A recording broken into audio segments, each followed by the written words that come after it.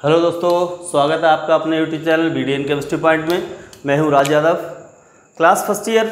ये शायद चौथा और पांचवा लेक्चर होगा आपके पहले चैप्टर का, अर्थात मोल कॉन्सेप्ट का ये पांचवा लेक्चर है। ठीक है, और इससे पहले वाले लेक्चर में मैंने आपको मोल कैलकुलेट करना बताया था। मैंने कहा था कोई भी वस्तु होगी, देखिए बिना टाइम में वेस्ट किए हुए सीधे टॉपिक पे आता हूँ, टाइम वेस्ट करने की आवश्यकता नहीं है। ठीक है, तो मैंने बताया था आप लोगों को कि एक मोल किसी भी पदार्थ का होता है तो 1 मोल की जो वैल्यू होती है वो कितनी होती है, 6.023 इंटू 10⁻23 पार्टिकल। ठीक है, यहाँ पर कोई भी पदार्थ होगा उसके इतने पार्टिकल होंगे किसमें, 1 मोल में। अब बात ये आती है कि मोल का प्रयोग क्यों करते हैं। ठीक जिस प्रकार हम दूध या पानी के लिए जो यूनिट है उसको मापने के लिए हम लीटर का प्रयोग करते हैं, वेट को नापने के लिए हम किलोग्राम का प्रयोग करते हैं, दूरी को नापने के लिए हम मीटर या किलोमीटर का प्रयोग करते हैं, ठीक इसी प्रकार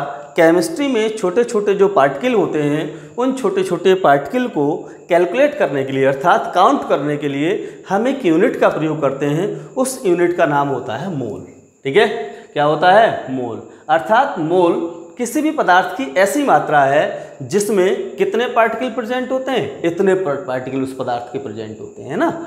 1 मोल में किसी पदार्थ के कितने पार्टिकल प्रेजेंट होते हैं, 6.023 इंटू 10⁻23 पार्टिकल प्रेजेंट होते हैं। जैसे आपसे कहा जाए 1 मोल पेन, तो 1 मोल पेन का मतलब ये हो गया 6.023 × 10⁻23। अर्थात ये बहुत बड़ी संख्या है, और बहुत बड़ी संख्या इसलिए बड़ी बड़ी वस्तुओं को इसमें काउंट नहीं किया जाता है। जो छोटी छोटी वस्तुएं होती हैं, छोटे छोटे पार्टिकल्स होते हैं, उसको काउंट करने के लिए बच्चों हम मोल का प्रयोग करते हैं। कौन कौन से छोटे छोटे पार्टिकल हैं, इस पार्टिकल का मतलब क्या है, इसका मतलब हो सकता है एटम हो सकता है आपका, मॉलिक्यूल हो सकता है आपका, मॉलिक्यूल हो सकता है बेटे, है ना, इलेक्ट्रॉन हो सकता है, इलेक्ट्रॉन हो सकता है बेटे, है ना, प्रोटॉन हो सकता है और न्यूट्रॉन हो सकता है। ठीक है, तो ये जो है इनकी कैलकुलेशन के लिए, इनकी काउंटिंग के लिए हम मोल यूनिट का प्रयोग करते हैं। जिस प्रकार हम दूरी के लिए किलोमीटर, भार के लिए किलोग्राम और द्रव्यमान यानी आयतन के लिए हम लीटर का प्रयोग करते हैं, उसी प्रकार केमिस्ट्री में छोटे छोटे पार्टिकल की काउंटिंग करने के लिए हम मोल का प्रयोग करते हैं। ठीक है, जैसे आप जानते हो कि सामान्य बोलचाल में हम दर्जन का भी प्रयोग करते हैं। दर्जन का मतलब होता है 12 वस्तुएं। इसी प्रकार मोल का प्रयोग मतलब होता है 6.023 इंटू 10⁻23 वस्तुएं, कोई भी हो सकती हैं। 1 मोल, जैसे 1 दर्जन की बात करें, 1 दर्जन आदमी की बात करो तो आप 12 आदमियों की बात कर रहे हो। 1 दर्जन पेन की बात कर रहे हो तो आप 12 पेन की बात कर रहे हो। 1 दर्जन मेज की बात कर रहे हो तो आप 12 मेज की बात कर रहे हो। इसी प्रकार 1 मोल अगर पेन की बात करोगे तो इतनी की बात करोगे, 1 मोल मेज की बात करोगे तो इतनी की बात करोगे, 1 मोल पेन की बात करोगे तो इतनी की बात करोगे। बस में आ रही नहीं आ रही। कुल मिलाकर के 1 मोल किसी भी सब्सटेंस की 1 मोल की जो काउंटिंग है वो कितनी होती है, इतनी होती है। ठीक है, अब मोल कैलकुलेशन जो है हम 3 तरीके से कर सकते हैं। मोल की कैलकुलेशन यानी मोल बराबर पार्टिकल, है ना। मोल का मतलब क्या है, पार्टिकल डिवाइडेड बाई Na मतलब एवोगाद्रो नंबर। पार्टिकल कौन कौन से हो सकते हैं भाई, परमाणु यानी कि एटम, कितने एटम हैं, मॉलिक्यूल, ठीक है, या इलेक्ट्रॉन या प्रोटॉन या न्यूट्रॉन, इनमें से कोई भी पार्टिकल हो सकता है बटे Na। और Na की वैल्यू कितनी होती है, 6.023 इंटू 10⁻23। ठीक है, अगर मान लो मोल पार्टिकल दिए हैं और उस पार्टिकल में मोल निकालने हैं तो इतने से डिवाइड कर दीजिए, उस पार्टिकल के मोल, उसमें मोल निकल के आ जाएंगे उतने पार्टिकल में। ठीक है, और अगर भार दिया, वेट दिया है तो मोल निकालना है तो कैसे निकालोगे, मोल इक्वल टू क्या होता है बेटे, मोल इक्वल टू होता है यानी भार को हम क्या कह सकते हैं, मास कह सकते हैं।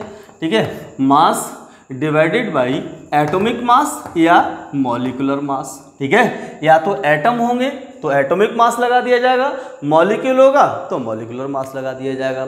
ठीक, और अगर तीसरा जो सूत्र है मोल का, अगर वॉल्यूम में मोल निकालना है, आयतन में मोल निकालना है, तो जो भी आपका वॉल्यूम दिया गया हो किसमें, लीटर में, डिवाइडेड बाई हो जाएगा 22.4 लीटर।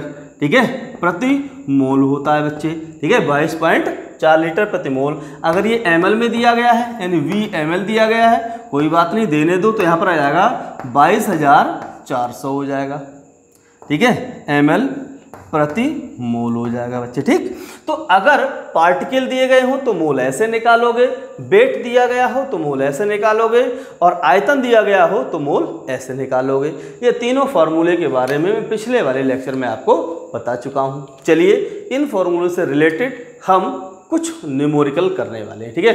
और उन न्यूमेरिकल को करने से पहले मैं थोड़ा एक चीज़ और बताने जा रहा हूँ कि परमाणुकता किसे कहते हैं। परमाणुकता, एटोमेटिसिटी, ठीक है, परमाणुकता। जरा देखिए यहाँ पर, परमाणुकता, ठीक, किसी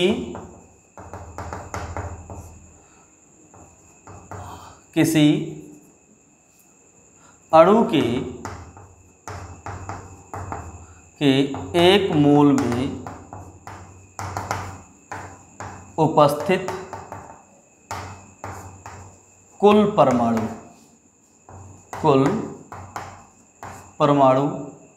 उसकी परमाणुकता कहलाती है।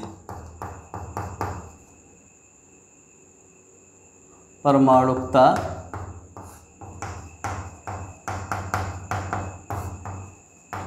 कहलाती है, ठीक है। जैसे मैं एक मोल ऑक्सीजन की बात करूं, ऑक्सीजन अणु की बात करूं, तो इसकी जो देखिए, मैं यहाँ पर मॉलिक्यूल की यहाँ ले लेता हूँ अणु, और यहाँ लेता हूँ उसकी परमाणुकता, ठीक है। यहाँ पर ले लिया मैंने अणु और यहाँ ले लिया मैंने परमाणुकता, ठीक। तो अगर एक अणु है, ठीक है, किसी अणु के एक मोल में उपस्थित कुल परमाणुओं की संख्या को, ठीक है, परमाणुकता। जैसे एक मोल मैंने यहाँ पर ले लिया ऑक्सीजन अणु, तो एक मोल ऑक्सीजन अणु में ऑक्सीजन के कितने परमाणु हैं, ठीक है, एक मोल में नहीं, हम एक अणु में लिखते हैं, ठीक है। एक अणु किसी पदार्थ के एक अणु में, ठीक है, किसी पदार्थ के एक अणु में उपस्थित कुल परमाणुओं की संख्या को कहते हैं बेटा, उसकी परमाणुकता कहते हैं, ठीक है। तो मैं यहाँ अणु ले रहा हूँ, तो ऑक्सीजन जो अणु है, इस ऑक्सीजन अणु की परमाणुकता कितनी है, 2 है। क्यों, कैसे 2 है, क्योंकि इस ऑक्सीजन के अणु में ऑक्सीजन के 2 परमाणु मिल रहे हैं, तो ऑक्सीजन का एक अणु बन रहा है। इसी तरीके से आपके पास ओजोन का अणु है ये, तो ओजोन के एक अणु में ओजोन के 3 मॉलिक्यूल बन रहे हैं। मेथेन यानी CH4, ये क्या है बेटे, मेथेन। और मेथेन की जो अगर परमाणुकता देखोगे तो कितनी निकल के आएगी बेटे, यहाँ देखिए, मेथेन में 1 कार्बन का परमाणु और 4 हाइड्रोजन का परमाणु, टोटल परमाणुकता कितनी हो गई इसकी, 5 हो गई, ठीक है। इसी प्रकार आपके पास एथेन आ रहा है, क्या आ रहा है बेटे, एथेन। जरा देखिए यहाँ पर C2H6। अब C2H6 में टोटल परमाणु कितने होंगे बेटे, ये 2 कार्बन के परमाणु हैं, 6 हाइड्रोजन के परमाणु हैं, सबको मिला दोगे 6 और 2 8। आई होप आपको परमाणुकता समझ में आ गई होगी। परमाणुकता क्या होती है, किसी भी पदार्थ के एक अणु में जितने परमाणु उपस्थित होते हैं, जितने परमाणु उपस्थित हो क्या कहलाती है, उसकी परमाणुकता कहलाती है, ठीक है। चलिए नेक्स्ट हम लोग करते हैं आगे, आज इसी से रिलेटेड कुछ न्यूमेरिकल करेंगे। जरा देखिए यहाँ पर,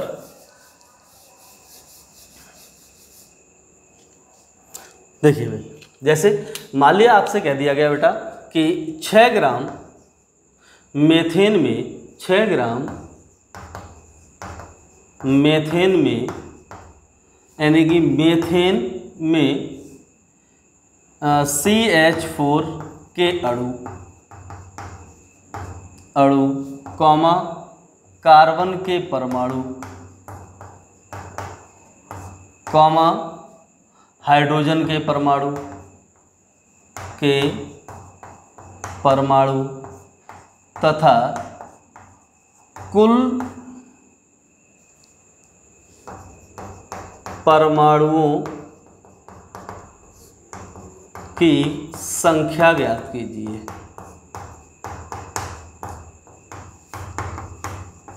संख्या ज्ञात कीजिए। ठीक है, तो 6 ग्राम मेथेन दे रखी है और 6 ग्राम मेथेन जो है ये एक अणु है, ये परमाणु नहीं है, इसलिए सबसे पहले हमें इसके अणु निकालने पड़ेंगे कि आखिर 6 ग्राम अणु में कितने परमाणु, 6 ग्राम जो अणु है उसमें मेथेन के 6 ग्राम जो मेथेन का भार है उसमें मेथेन के अणु कितने दिए गए हैं। ठीक है, उन अणुओं को हम निकाल लेंगे। तो एक अणु में हमें पता है कि कार्बन के कितने परमाणु, 1 परमाणु है, हाइड्रोजन के कितने परमाणु है, 4 परमाणु, टोटल कितने परमाणु, 5 परमाणु हैं।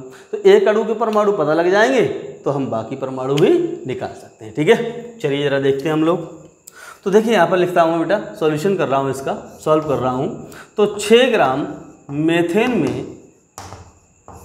में मेथेन के अणु, ठीक है, पहला क्वेश्चन मैं यहाँ पर कर रहा हूँ, केस नंबर फर्स्ट। ठीक, सबसे पहले मैं मेथेन के अणु निकाल रहा हूँ। तो मेथेन अणु का सूत्र क्या होता है, भार बटे मॉलिक्यूलर भार इंटू 6.023 इंटू 10⁻23। ठीक है, सूत्र बता चुका हूँ मैं पीछे आप लोगों को। भार कितना दिया है, 6 ग्राम दिया गया है, तो रखिए भाई 6 ग्राम। चलिए, मेथेन का अणुभार कितना होगा भाई, कार्बन का 12 है और हाइड्रोजन का 4, एक हाइड्रोजन का 1 तो 4 हाइड्रोजन का 4 हो जाएगा। तो 12 और 4 16, 12 और 4 16। ठीक है, अच्छा मैं इसको 8 ग्राम कर लेता हूँ, थोड़ी सी कैलकुलेशन सरल हो जाएगी। ठीक है, तो मैं यहाँ पर भी कितने कर दे रहा हूँ, 8 ग्राम कर दे रहा हूँ। 8 एकम 8 और 8 दूनी 16 गुणा 6.023 गुणा 10 की घात 200, 10 की घात 23। अब 2 एकम 2, 2 3 6, 2 एकम 2, 2 एकम 2, 2 पंजे 10। ठीक है, अर्थात इतने मॉलिक्यूल 3.011 इंटू 10⁻23 अणु। ठीक है, तो 8 ग्राम मेथेन में मेथेन के अणु कितने होंगे बेटे, इतने होंगे। ठीक है, 8 ग्राम में, यहाँ पर 8 ग्राम। ठीक, 8 ग्राम मेथेन में मेथेन अणु कितने होंगे बेटे, इतने होंगे। अब आप जानते हैं, क्या जानते हैं, यानी CH4 के एक अणु में CH4 कार्बन के परमाणु बराबर कितने हैं, 1 है। एक अणु में परमाणु इतने हैं, तो इतने अणुओं में कितने परमाणु होंगे, तो CH4 के 3.011 इंटू 10⁻23 अणुओं में कार्बन के परमाणु बराबर कितने हो जाएंगे बेटे, 1 इंटू 3.011 इंटू 10⁻23 अर्थात 3.011 इंटू 10⁻23। ठीक है, तो कार्बन के भी परमाणु 8 ग्राम में कितने होंगे, जितने मेथेन के अणु होंगे। ठीक है, अब देखिए क्या है, CH4 के नेक्स्ट, ये दूसरा वाला सवाल हो गया। अब तीसरा वाला सवाल यहीं से स्टार्ट हो रहा है। ठीक है, तो CH4 के एक अणु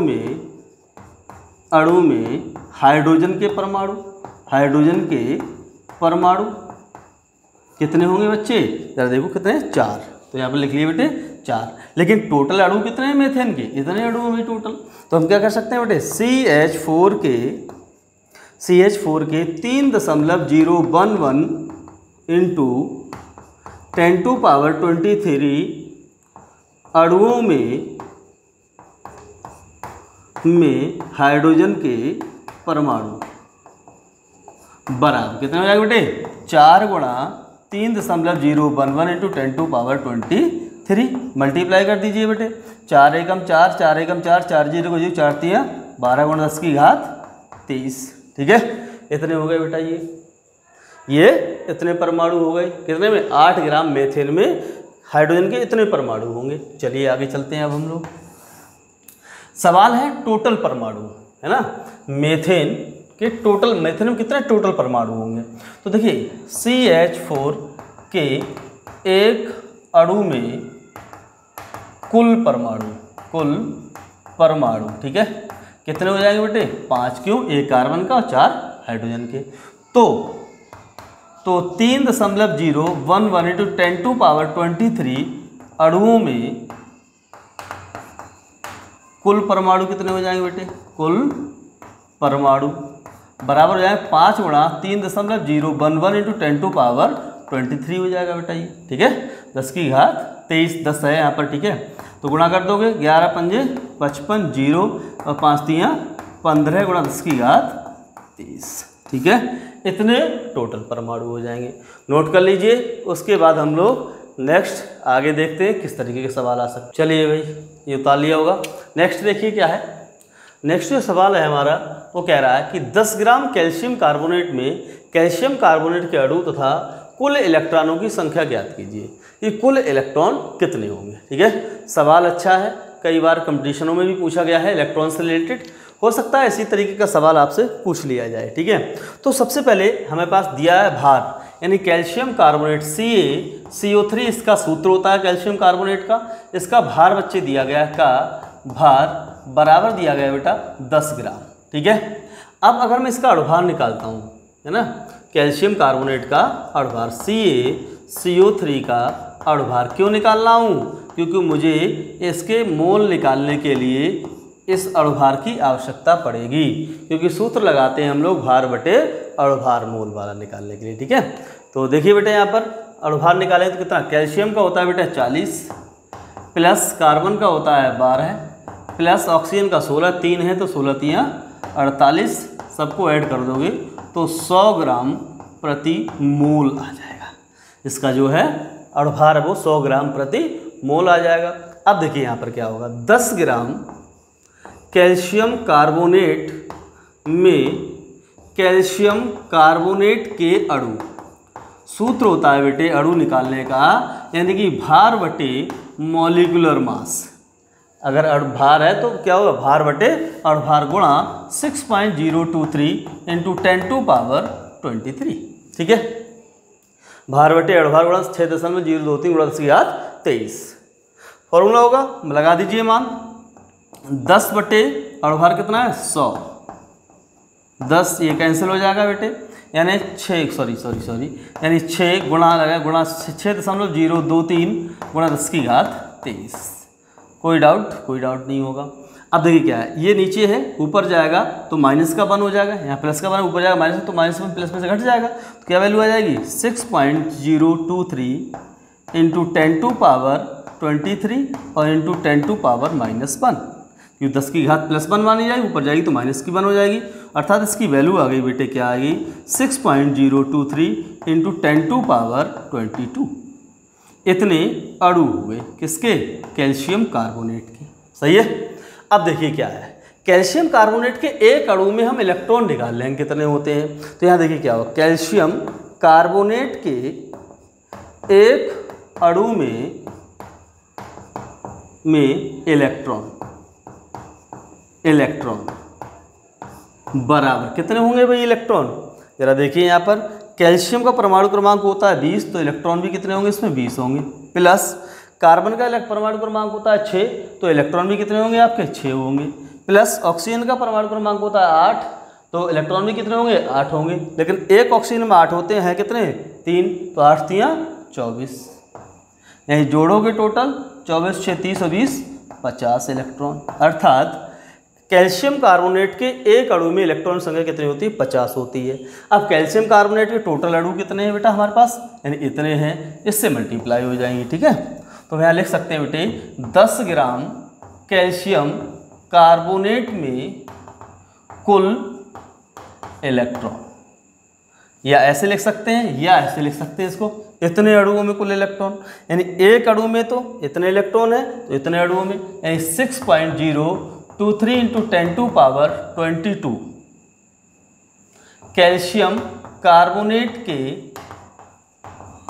अणुओं में इलेक्ट्रॉन बराबर 50 गुणा 6.023 गुणा 10 की घात 23, अब सॉरी 22, ये 0 खत्म कर दो, ये घात बढ़ जाएगी यानी खाली 5 रह जाएगा यहाँ पर, तो 5 गुणा 6.023 गुणा 10 की घात 23 हो गया। अब 5 की मल्टीप्लाई करो, 5 3 15 के 5 हासिल 5 दूनी 10 और 10 और 1 11 का 1 हासिल 1, यानी यहाँ पर आ जाएगा 5 6 30 गुणा 10 की घात 23। ठीक है, अब क्या है भाई 30 दशमलव इतना आ गया ये। अगर मैं इस पॉइंट को इस साइड बढ़ाता हूँ, अगर मैं इस पॉइंट को इस साइड बढ़ाता हूँ, इसका मतलब क्या हुआ, यानी घात बढ़ जाएगी। फिलहाल इतना ही रहने दो, इतने इलेक्ट्रॉन टोटल आपके यहाँ पर आ जाएंगे। ठीक है, और अगर इस पॉइंट को आप इधर बढ़ा दोगे, यानी किधर बढ़ा दोगे बेटे, यानी कि 3.0115 इंटू 10 टू पावर 24 हो जाएगा। यहाँ पर कितना हो जाएगा, 24 हो जाएगा। ठीक है, यानी इतने इलेक्ट्रॉन। ये भी आंसर हो सकता है, ये भी आंसर हो सकता है कि जैसे ही मैं इस पॉइंट को इधर बढ़ाऊंगा तो एक घात यहाँ पर ऊपर बढ़ जाएगी। अब कैसे पता बढ़ जाएगी, अगर मैं इस घात को हटा के रखता हूँ, देखिए कैसे पता होगा, तो 3.0115 इंटू 10 लिख सकता हूँ, क्योंकि एक घात इधर कर लूँ, गुणा 10 की घात 23 लिख सकता हूँ। 10 की मल्टीप्लाई करूँगा तो क्या होगा, एक पॉइंट इधर आ जाएगा, आपकी वैल्यू यही आ जाएगी। ठीक है, तो इतने इलेक्ट्रॉन हो जाएंगे 10 ग्राम कैल्शियम कार्बोनेट में। नोट करें, आगे देखते हैं एक नया सवाल, जो भी होगा अच्छा सवाल करेंगे हम लोग। चलिए भाई देखिए यहाँ पर एक सवाल है, 14 ग्राम N-3 आयन पर कितने कूलाम आवेश उपस्थित है यदि इलेक्ट्रॉन का आवेश 1.602 इंटू 10 टू पावर -19 कूलाम है। ज़रा देखिए बेटे, यहाँ पर समझते हैं इस बात को कि 14 ग्राम नाइट्रोजन आयन दिया गया है। ठीक है, तो सबसे पहले हम 14 ग्राम नाइट्रोजन आयन में हम देखेंगे कि आखिर नाइट्रोजन के कितने मोल होंगे इसके अंदर। ठीक है, तो देखिए बेटे क्या होता है, हमें भार दिया गया है, भार बराबर हो जाएगा बेटा कितना, भार बराबर हो जाएगा 14 ग्राम। ठीक है, और मॉलिकुलर मास यानी अणुभार, परमाणु भार यानी एटॉमिक मास इसे कह सकते हैं, AN बराबर कितना होता है नाइट्रोजन का, 14 होता है बेटे, 14 ग्राम प्रति मोल होता है, यानी एक मोल में 14 ग्राम होता है। अब आ गए इसके मोल, तो मोल बराबर कितने हो जाएंगे बेटे, यानी भार बटे एटॉमिक मास, यानी मास बटे एटॉमिक मास, यानी 14 बटे 14 यानी कि 1 मोल। ठीक है, यानी एक मोल आपका आ गया कितने, 14 ग्राम नाइट्रोजन में। अब देखिए यहाँ पर क्या है, 14 ग्राम नाइट्रोजन में हमें क्या निकालना है, आवेश निकालना है कि कितने कूलाम आवेश होता है। ठीक है, तो देखिए क्या है, 1 मोल N-3 आयन में आयन कितने होंगे बेटे, आयन कितने होंगे, आयन होंगे 6.023 इंटू 10 टू पावर 23। कुल आयन आपके इतने हैं। ठीक है, क्योंकि हर किसी के एक मोल में पदार्थ की संख्या उतनी होती है, अगर परमाणु तो इतने परमाणु होते, अणु होते तो इतने अणु होते, और आयन है तो इतने ही आयन होंगे। अब देखो यहाँ पर इतने आयन उपस्थित हैं एक मोल नाइट्रोजन आयन में। ठीक है, ठीक है, अब देखिए क्या है, एक मोल, एक जो आयन है, एक आयन पर कितना आवेश है, ये नाइट्रोजन N-3 के एक आयन का आवेश बराबर, देखिए एक आयन पर कितना आवेश है, -3, यानी 3 इलेक्ट्रॉन है इसके। ठीक है, 3 इलेक्ट्रॉन है ऊपर। अब देखिए क्या है, 3 इलेक्ट्रॉन चार्ज है, अब एक इलेक्ट्रॉन का चार्ज कितना है, इतना दिया गया है, तो क्या हो जाएगा 3 गुणा 1.602 इंटू 10 टू पावर -19 कूलाम। ठीक है, तो एक आयन पर इतने कूलाम आवेश है, आपके आयन कितने हैं, इतने हैं, तो यहाँ पर लिख सकते हैं बेटा हम लोग 6.023 गुणा 10 की घात 23 N-3 के आयन N-3 के आयन का कुल आवेश। ठीक है, तो एक आयन पर जितना आवेश है तो इतने पर कितना मल्टीप्लाई हो जाएगी, 6.023 इंटू 10 टू पावर 23। ठीक है, 10 टू पावर 23। ठीक है, 6.023 इंटू 10 टू पावर 23 गुणा 3 गुणा 1.6 into 1.602 into 10 to power -19 coulomb. इसकी मल्टीप्लाई कर लोगे, है ना, यहाँ पर चलिए करते हैं गुणा, 3 तियाँ 9, 3 दूनी 6, 0 और 3 छक 18, 18 पॉइंट इतना गुणा 10 की घात 23 गुणा 1.602 इंटू 10 टू पावर -19। इसकी भी मल्टीप्लाई कर लेंगे, जरा देखिए 18.069 गुणा 10 की घात 23 गुणा 1.23 को हटाते हैं इसलिए पहले, गुणा 1.602 इंटू 10 टू पावर। अब देखो क्या है, 23 में से 19 घटा दीजिए, ये प्लस की वैल्यू, ये माइनस की वैल्यू है, तो 1 20 हो गया और 3 ये 4, 10 की घात 4। इसकी मल्टीप्लाई कर लोगे, जो भी मल्टीप्लाई करोगे गुणा करोगे इसकी और इसकी, गुणा इसकी घात 4, उतना उसका आवेश आ जाएगा, उतने कूलाम आवेश आ जाएगा। यहाँ पर कूलाम में आएगा आवेश, ठीक है, उतने कूलाम आवेश। ठीक, समझ में आ गया होगा? कमेंट कर सकते हैं अगर कोई बात होती है तो, और सवाल को समझने के लिए पूरी वीडियो अवश्य देखें। ठीक है, वीडियो अच्छी लगी लाइक करें, सब्सक्राइब करें और शेयर करें वीडियो के लिए। ठीक, फिर मिलेंगे अगली वीडियो में।